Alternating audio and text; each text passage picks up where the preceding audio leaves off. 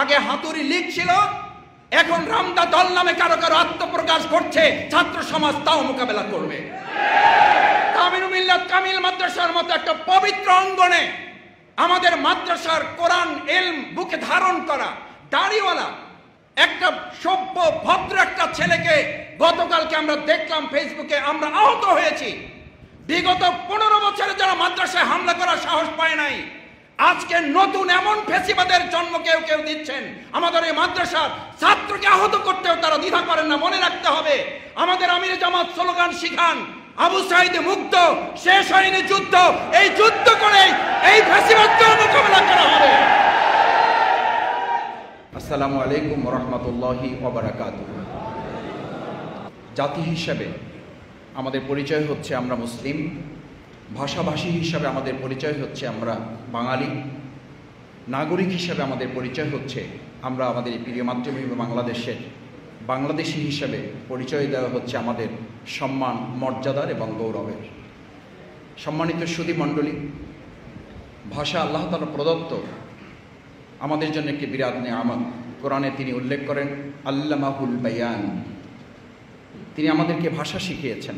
আপনাদের প্রত্যেকেরই মনে থাকার কথা, ইসলামিক স্কলারগণ বলেন অকাদ কুনতা মা মাহিনা, আমি যখন একেবারেই অপবিত্র অপরিচ্ছন্ন এক ফোঁটা পানিতে ছিলাম, তখন আমাকে কে ভাষা শিখিয়েছে? আমাদের জীবনের প্রথম শুরু 2 বছর ভাষা কি ছিল? উই আর ক্রাইম, আমরা তখন কাঁদতাম। 2 বছর ছিল কান্নাই আমাদের ভাষা। কান্নার মাধ্যমে আমরা বুঝাতাম আমার ক্ষুধা লেগেছে, কান্নার মাধ্যমে বুঝাতাম আমার কষ্ট হচ্ছে, কান্নার মাধ্যমে আমরা বুঝাতাম আমার এখন পিঠের নিচে হাত পড়ে গেছে, হাতটা একটু সরিয়ে দিতে হবে। এই কান্না থেকে যে আল্লাহ সুবহানাহু ওয়া তাআলা আমাদেরকে আল্লামাহুল বায়ান আর রহমান তিনি পরিচয় দিচ্ছেন। সুতরাং এটি বান্দার জন্য, মানুষের জন্য আল্লাহর পক্ষ থেকে অনেক নিয়ামতের মধ্যে একটি বড় নিয়ামত। 21 যদি অন্যায়ের কাছে মাথা নত না করা হয়, তাহলে 2024 সালের জুলাই আগস্টের গণ অভ্যুত্থানের পর আমার দেশে যদি আবার দখলদারি হয়, তাহলে এটি কি অন্যায় না? অন্যায় না? সেই 21-এর চেতনাকে ধারণ করে আমরা ওই দখলদারের বিরুদ্ধে আবার মাথা উঁচু করে অন্যায়ের কাছে মাথা না করার সিদ্ধান্ত আজকে আমরা এখানে গ্রহণ করব।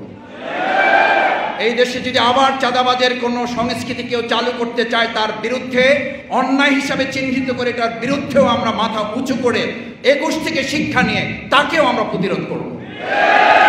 আমরা খুব দুর্ভাগ্যজনকভাবে লক্ষ্য করছি, শিক্ষা প্রতিষ্ঠানগুলোকে পরিকল্পিতভাবে অস্থিতিশীল করে কোনো ক্ষেত্রে এই সরকারকে দ্রুত সময়ে ব্যর্থ করে, সংস্কারকে ব্যাহত করে, তথাকথিত যে কোনো উপায়ে একটা নির্বাচন আদায় করার লক্ষ্যে এই সমস্ত বিশৃঙ্খলাগুলো করার মূল লক্ষ্য হচ্ছে সংস্কারকে ব্যাহত করে তথাকথিত একটা নির্বাচন দ্রুত করার মধ্য দিয়ে কেউ কেউ ক্ষমতায় যাওয়ার জন্য একটা দুঃস্বপ্ন বাস্তবায়ন করতে চায়। তার পরিণতি আমাদের কুয়েট, সেখানকার ছাত্রদেরকে রক্তাক্ত করা হলো না শুধু, আগে হেলমেট বাহিনী ছিল, আগে হাতুড়ি লীগ ছিল, এখন রামদা দল নামে কারো কারো আত্মপ্রকাশ করছে, ছাত্র সমাজ তাও মোকাবেলা করবে। কামিলুল মিল্লাত কামিল মাদ্রাসার মতো একটা পবিত্র অঙ্গনে আমাদের মাদ্রাসার কোরআন ইলম বুকে ধারণ করা দাড়িওয়ালা একটা সভ্য ভদ্র একটা ছেলেকে গতকালকে আমরা দেখলাম ফেসবুকে, আমরা আহত হয়েছি। বিগত 15 বছরে যারা মাদ্রাসায় হামলা করার সাহস পায় নাই, আজকে নতুন এমন ফেসিবাদের জন্ম কেউ কেউ দিচ্ছেন।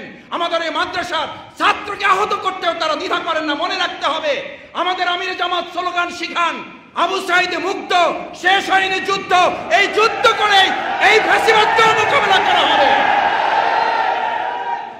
আমাদের যুদ্ধ শেষ হয়নি, আমাদের যুদ্ধ যে শেষ হয় নাই, আমির জামাত গতকালকে একটি স্ট্যাটাস তিনি দিয়েছেন।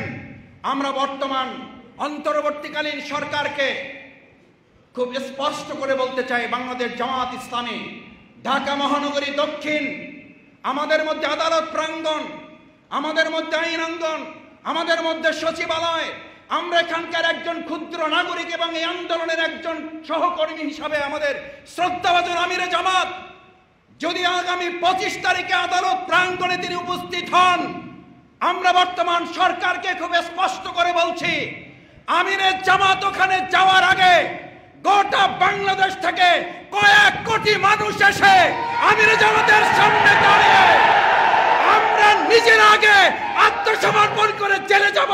আমাদের আমির জামাতকে একটা স্পর্শ আমরা কাউকে করতে দেব না। আমাদের আমির জামাতের কাছে কাউকে আসতে হলে আমাদের বুকের উপর দিয়ে আসতে হবে। তাই পরিস্থিতি অস্বাভাবিক করার আগে এটিএম আজহারুল ইসলামকে মুক্তির ব্যবস্থা করুন।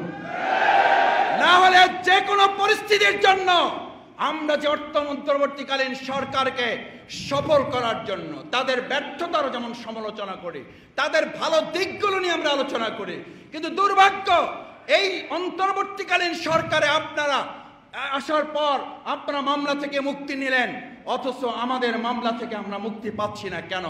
আমাদের এটিএম আজহারুল ইসলাম বিপ্লবের সেনানায়ক, বিপ্লবের পর বিপ্লবীরা জেলখানায় থেকে পৃথিবীর ইতিহাসে কোথাও নাই। এটা বিপ্লবের সাথে বিশ্বাসঘাতকতা, এটা ওই বিপ্লবীদের প্রতি বিশ্বাসঘাতকতা। বিশ্বাসঘাতকতা করে কোন সরকার সফল হতে পারে না। আসুন, 21 মানে মাথা নত না করা, 21 মানে অন্যায়ের কাছে আত্মসমর্পণ না করা।